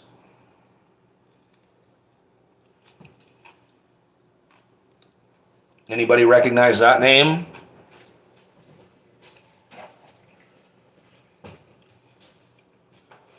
Oh, you don't know Eddie? Wow. All right. Nobody on the left, anybody that's calling himself a leftist or a communist that has more than 1,000 followers, they've got some touch on this situation. It's ridiculous. Anyway, all right, that's the 2-hour mark. Damn, I definitely do not intend to stand here and eat cucumber and talk for 2 hours. But yay, great first YouTube. I'm getting a YouTube live. Anyway, I'm gonna get off here and go do things in my house. Thanks for kicking it. I can add you as a moderator over here, Angus. I don't know how to do it. I'm gonna do it at some point.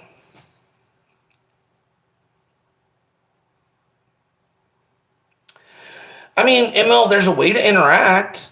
Obviously I do it. You just have to. You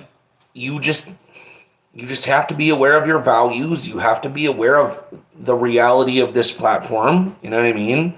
And once you accept things as truth, once you're not scared of like, oh my God, that makes me cynical and jaded. It's just what it is. And once you realize that, you'll see it's not so scary. The things that you want to hold on to, kill your darlings. I say that all the time. Kill your darlings. You want to be scared to be like, no, I can't. Somebody out there's got to be my friend. Yeah. Maybe the science really is not on the side of that. Maybe, but that's not the place. That's not the way to approach this place. As long as you approach this place as this is where I just watch micro TV shows, and I like these little micro celebrities that I follow or that I interact with, and they don't think of themselves as my friend, and I probably am going to get myself in a jam at some point if I think of myself as their friend. And don't get in fights, etc. Might work out. Okay, anyway, thank you guys for hanging out. I'll try and drum up more of an audience over here. I got to get to 1,000 followers to get a realistic, any kind of audience over here. So now the quest for 1,000 on YouTube begins. Yay! Thanks for hanging out. See you later.